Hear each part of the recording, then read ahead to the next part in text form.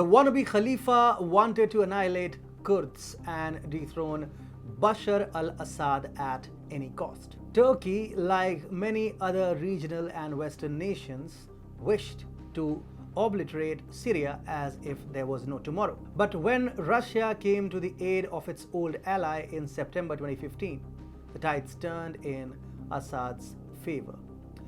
The West and others quietly withdrew their calls for Assad's resignation, but Turkey maintained its resistance. But now another paradigm shift is taking place. Erdogan is going to submit himself before Assad, and this could be one of the most disastrous moments for NATO. Hi and welcome to TFI Global, the foreign affairs and geopolitical analysis arm of the TFI Media Group. I'm your host Atul Mishra, and if you haven't subscribed to the TFI Global channel yet, hit the subscribe button and press the bell icon to receive all the latest updates. And you can also download our Android and Apple app. The links for the same is given in the description section. Let's begin with the video report. Last week, Turkish President Recep Tayyip Erdogan visited the southern Russian city of Sochi, where he discussed the issue of Syria with Russian President Vladimir Putin. At that time, the Turkish media had reported that the Russian president has recommended Ankara to work peacefully as much as possible with the Assad government to combat terrorism, as such an approach would be much more accurate. Russia also brokered to hold a meeting between the two counterparts, but Ankara turned down the offer, citing it is too early for something like that. But the world's most confusing nation, or confused nation rather, has again taken a U-turn. According to media reports, Turkey has succumbed to the Russian mediation offer.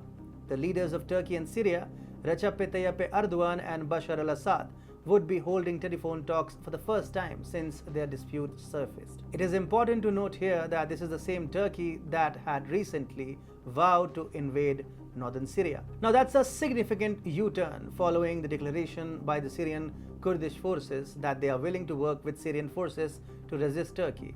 This news means a significant defeat for NATO, and we can also say that Erdogan is clearly afraid.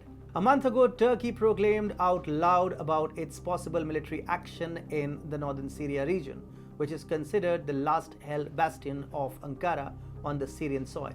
But the plan was snubbed by Russia as Putin rejected Erdogan's request to invade the Kobani and Jazeera region of northern Syria. To make situation worse for Erdogan, the Syrian Democratic Forces, or the SDF, the ferocious foe of the Assad regime, also announced that they are open to coordinate with the Syrian government troops to fend off any Turkish invasion from the north. Ankara's plans to invade northern Syria under the guise of a safe corridor were destined to fail. Hence, the wannabe Khalifa was left with no choice but to submit to Bashar al-Assad. Well, even before the official announcement, the nation was already dropping hints.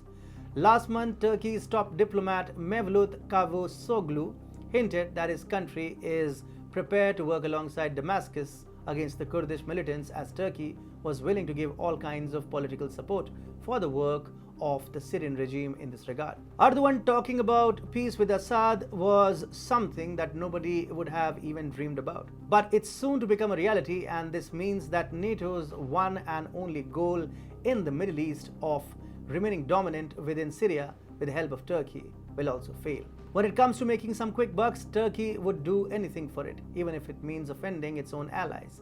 Through its efforts in Syria, the wannabe Khalifa intends to score some political points ahead of his elections in 2023. However, a Bashar-Erdogan alliance is bad news for US-backed troops operating in the region and good news for Russia. This is why NATO's silent ambition to overthrow Bashar al-Assad's regime may meet a terrible end.